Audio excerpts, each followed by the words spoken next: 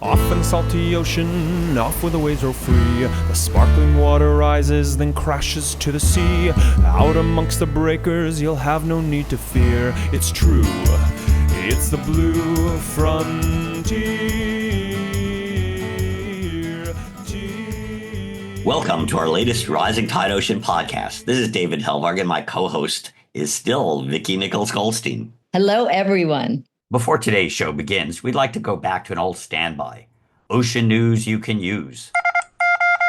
Looks like the new term of President Donald Trump has gotten off to a hot start with a flock of executive orders, including at least 9 that specifically impact our public seas.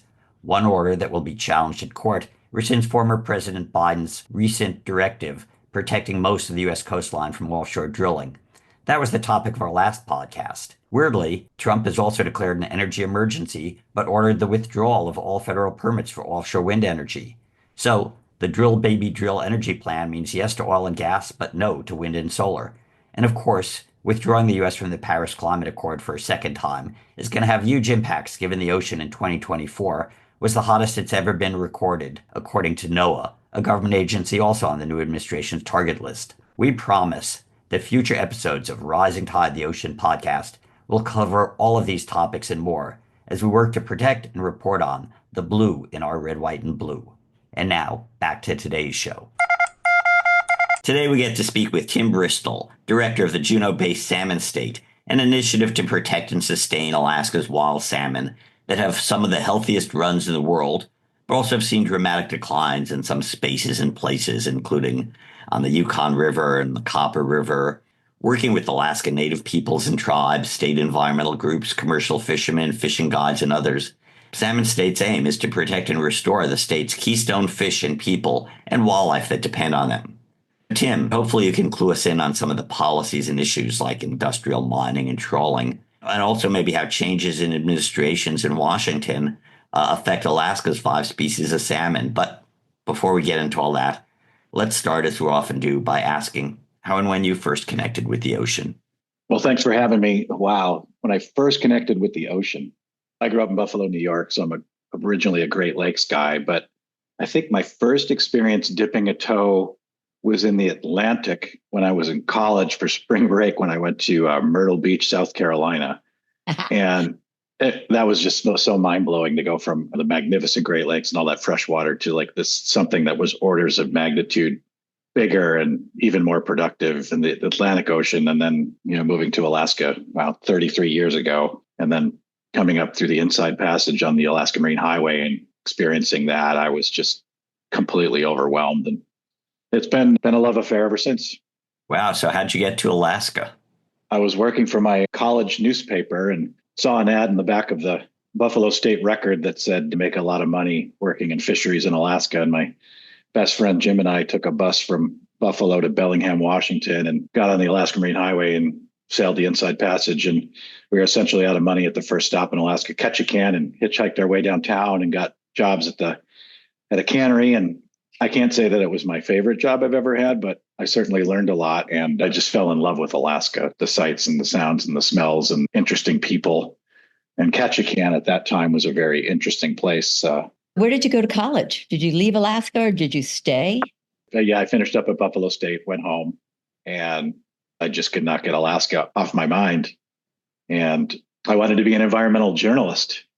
And I thought, what better place to do that than Alaska, where conservation issues and natural resource issues are not in the second section of the paper. They were front page headlines almost on a daily basis. So, but pretty quickly after moving here, just fell into conservation, and that's what I've been doing ever since. So not only on salmon, but on other issues? I cut my teeth in the Tongass National Forest. At that point, the Tongass, which is the largest national forest in the country, a huge salmon producer and a very unique landscape. This temperate old growth forest was the site of a really bitter conflict over the scale and the scope of logging. The mill in Ketchikan was demanding more and more of the forest. There was a lot of calls for reform. The controversy was starting to become sort of a kitchen table, backyard issue for many people. And it was kind of thrown into it.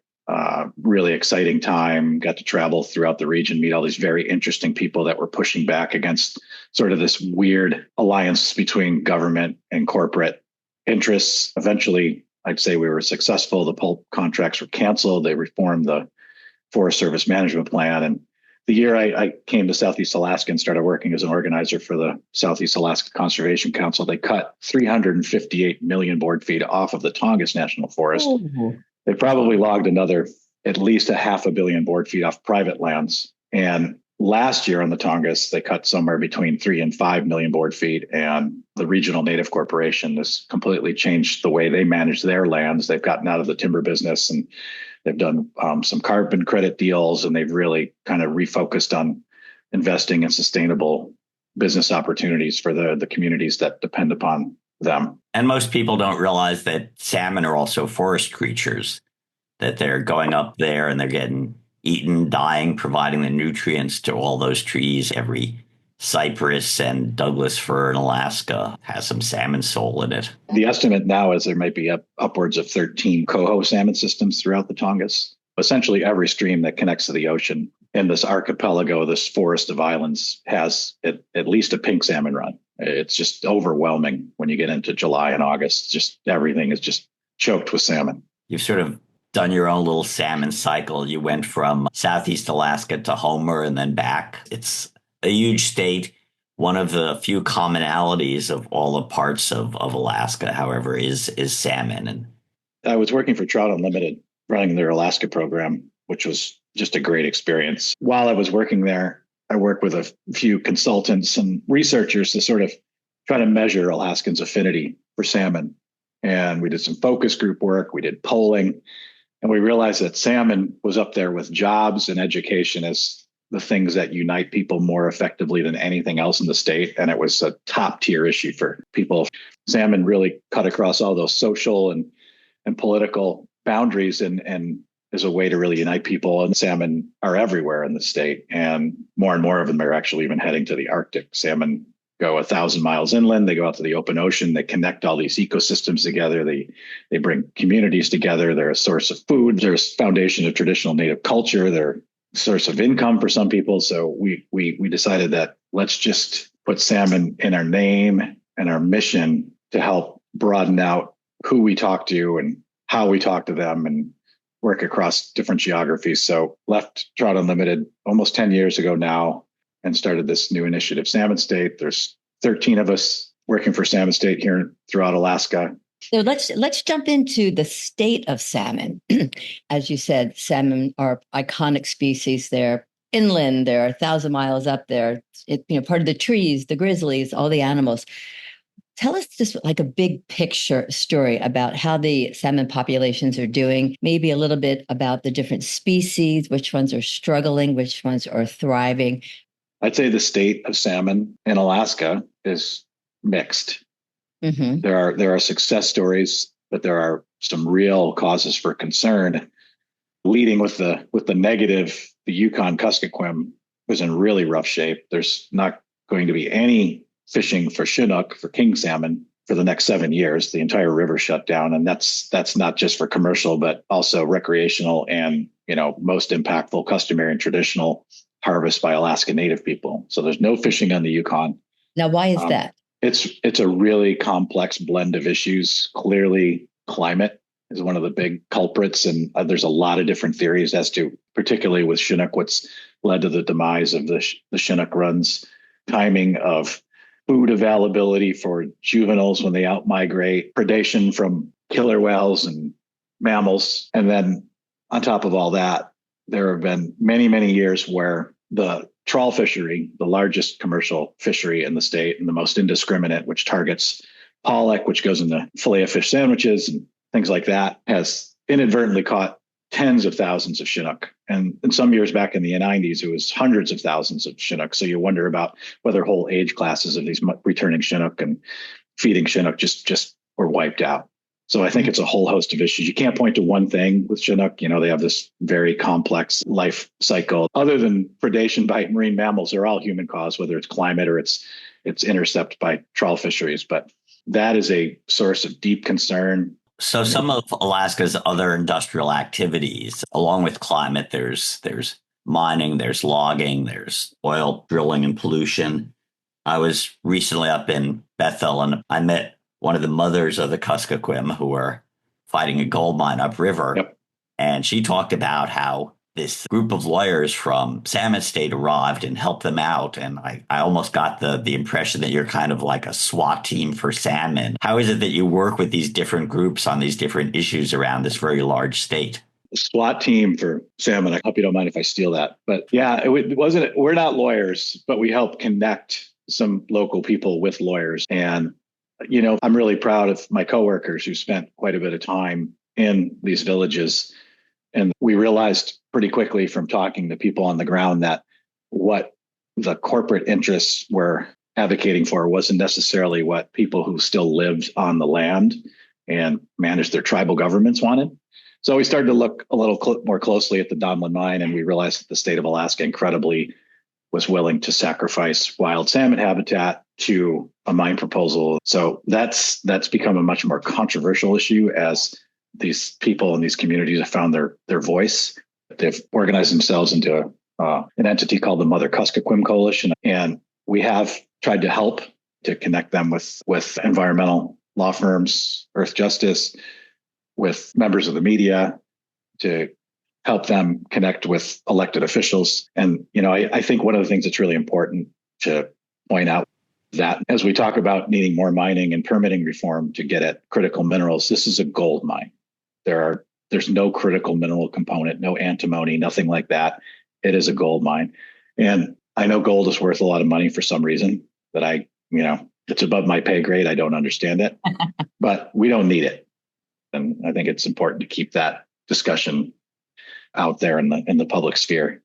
I think every decade or so, the nation as a whole hears about one of these issues in Alaska, the Tongass Forest, the Pebble Mine. The largest fishery in America is the Seattle-based trawlers for pollock. And maybe you could talk a little bit about the trawlers and their political power and why so many Alaskans seem very upset with them at this point. It's astounding to me that there's over 141 millions of bycatch in over 10 years. And that's just like dead and dying animals thrown back into the ocean. It's an atrocity.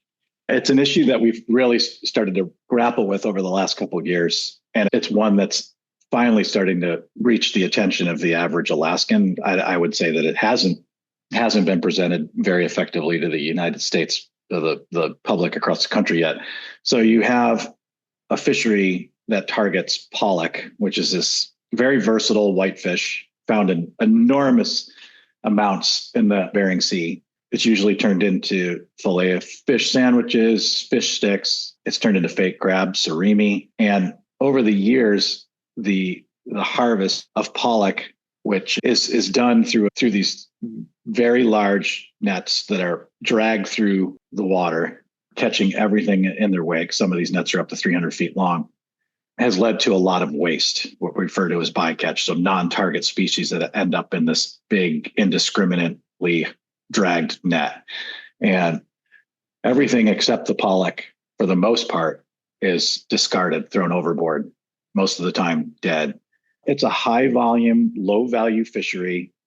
I think that managers from the federal government will tell you that the population of pollock is healthy and you can catch an enormous amount of it and still have great abundance.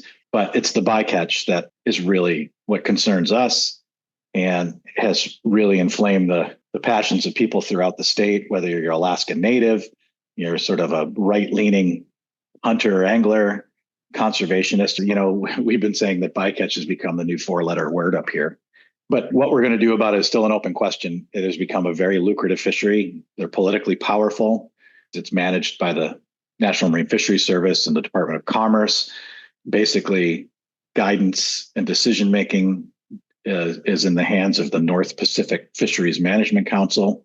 The trawlers have done essentially everything they possibly can to try to avoid Chinook salmon. But when they avoid one species, they oftentimes end up hammering something else. And more recently, it's been chum salmon, and which are also in really rough shape. Their numbers are very low on the Yukon and Kuskokwim, and they're also an important subsistence food in those places.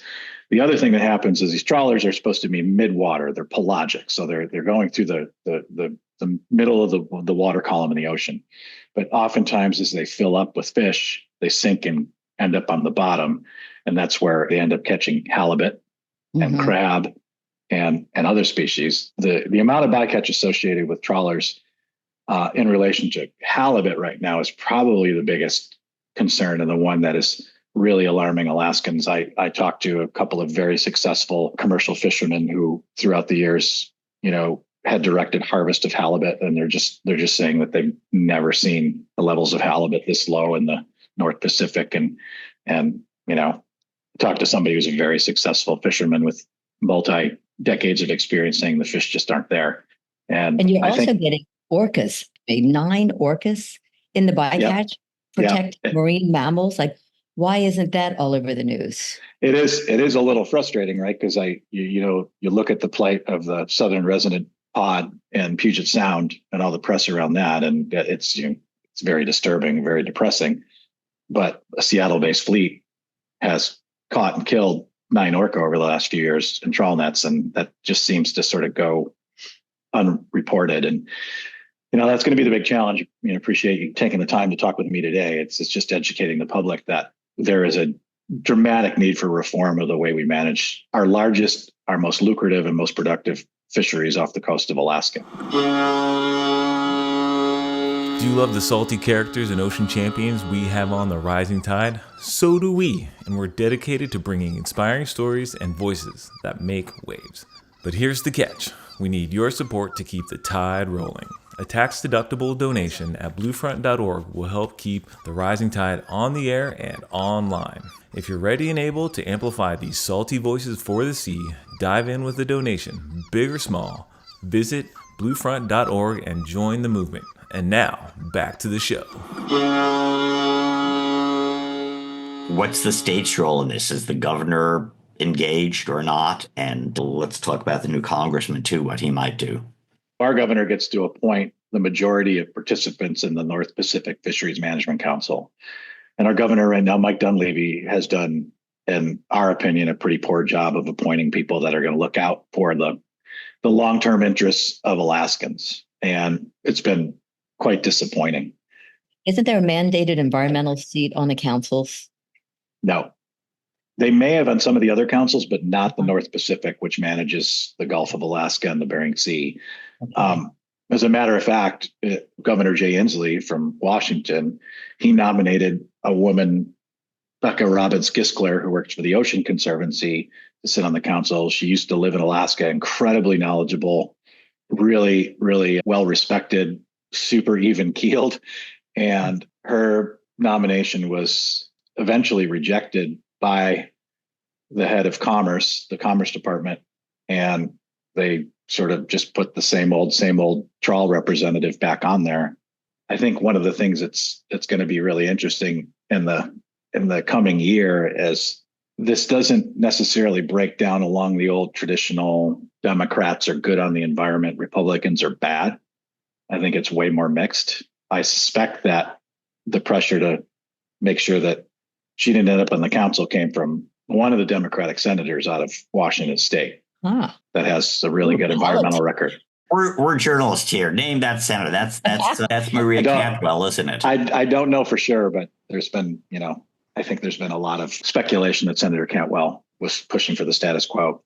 Well, they're senators from Washington, and the money seems to be in Seattle for this trawl network. The question is, why is your governor of Alaska appointing pro-trawl people onto the commission?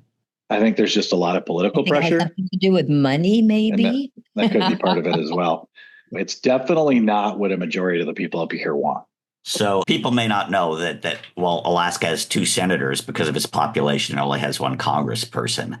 But it was interesting. Your last congresswoman, who was a Democrat, got elected on fish, family, and freedom. And in this latest election, Nick Begich, who is the Republican, got elected saying that he was going to do something to protect salmon. And what's his position and what's your hope?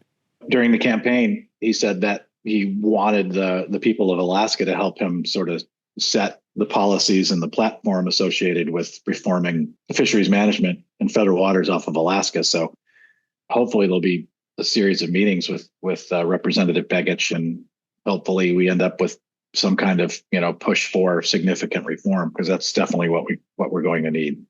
We always are very curious with new leadership. And speaking of new leadership, our president is coming in.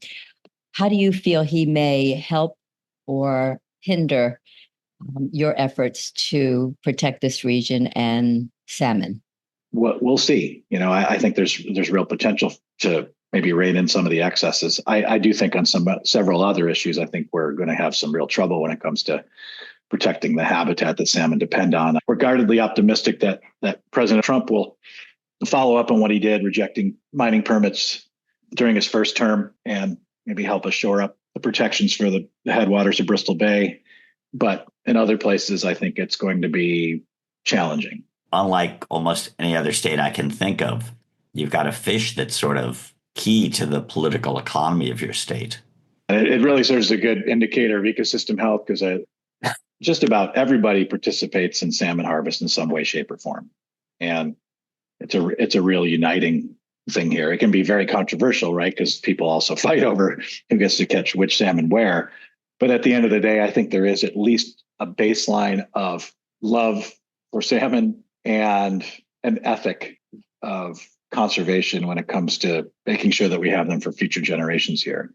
How that's interpreted or how that's put into play, that's where it gets complicated. I think there's, still the sense that we can have our cake and eat it too. In a lot of cases, we can build big dams, we can have open pit mines, we can do all these things and still have salmon. We're somehow different, we're somehow better. And that's certainly, that's crazy. I do want to ask a quick question about pinks. Why are there so many pink salmon? They don't live as long, and their survival strategy is to reproduce in big numbers. And right now, that with climate change, pink salmon are a winner. It's interesting. Like Chinook are in real trouble. There's been some really disturbing returns with coho salmon, especially in South Central Alaska and systems. Pink salmon numbers are really high.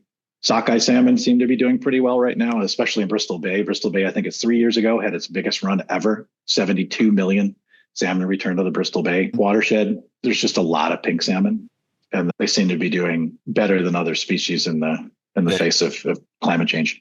They're what you call the weedy species, the adapted ones that survive in otherwise disastrous scenarios for others. But what are Salmon State's top 2 or 3 priorities right now? One issue that is really important to us and is a little bit under the radar is mineral development in northern British Columbia. There are these big rivers that flow out of British Columbia and into Southeast Alaska, this Juneau, the Stikine, and the Taku.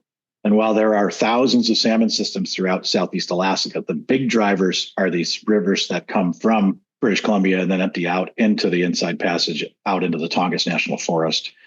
British Columbia has just essentially decided that these watersheds are going to be for mining. They've kind of renamed the area the Golden Triangle. They have spent enormous amounts of Canadian taxpayer money to send a electrical transmission line to this region of the province. You can stake mineral claims online, and there are upwards of 100 mining projects at some stage of development or operation in these 3 big, wild, very productive watersheds. We are trying to create some kind of international framework to bring Canada to the table and ensure that we manage these things between the 2 countries. There's a treaty, the Boundary Waters Treaty, that says we're supposed to do such things. So we're trying to build some kind of international framework there. They're really important salmon systems. We have an effort called Salmon Beyond Borders that works all day, every day on that. And so that's a big one for us. I think we're going to go through a planning effort on the Tongass National Forest. And President Trump has said he's going to try to scuttle some of the protections in place. I will say, though, that the region's economy has changed so dramatically since the logging days, and it's really one based on government, tourism, and fishing, that I think that an overwhelming majority of the people who live here will want to bring some kind of balance and really make sure that salmon is like a key component. Salmon protection and propagation is a key component of that management plan. It's going to be really interesting under the Trump administration to see what kind of approach they take on this issue. It could be more muscular than what we saw under the Biden administration. Other issues, Bristol Bay, we have protections in place through the Environmental Protection Agency. Canadian-based mining company has gone to court trying to sue to overturn those. We're hoping that the Trump administration's Department of Justice will continue to defend those decisions in court. It has a good legacy on this issue. There were permits in front of the Army Corps of Engineer during the first Trump term, and they rejected those permits due to potential negative impacts on fisheries and fishermen. So we're guardedly optimistic there. And then one other issue that's really near and dear to our hearts, we work to carve out recommended safeguards for 28 million acres of lands managed by the Bureau of Land Management throughout Alaska. Quite a few of those lands, they represent highly productive salmon habitat and are really important to rural people, Alaska Native people. We had a good decision that came out in August from the Biden administration that will be challenged by the state of Alaska. But hopefully we can have some conversations with the new administration to explain to them that this is really important to local people, their way of life, the jobs that they produce, those kind of things. And we'll see what happens. And then of course, the final one is continuing to push for reform of federal fisheries management associated with trawling and bycatch. Well, it sounds like you have a lot to do next year. Actually, it's this year, and it's starting off with a bang. So David and I thank you so much, Tim Bristol, Director of Salmon State, for your devotion and your dedication. And we're going to be rooting for healthy habitats in Alaska and happy people. Thanks for joining us on Rising Tide Ocean Podcast. Thanks a lot. Rising Tide, the Ocean Podcast, is a production of Blue Frontier, co-hosted by Blue Frontier's David Halbart and Vicki Nichols-Goldstein of the Inland Ocean Coalition, with production support from Holden Hardcastle of Fluid Studios, Natasha Benjamin, and Nick Paz, and editing services provided by Charles Landon of Studio Cape May. You can find Rising Tide at bluefront.org or on Apple, Spotify, or wherever you download your podcast. And don't forget to recommend the Rising Tide Ocean Podcast to your friends and other ocean lovers. Off in the salty ocean, off where the waves roll free. The sparkling water rises, then crashes to the sea. Out amongst the breakers, you'll have no need to fear. It's true, it's the Blue Frontier.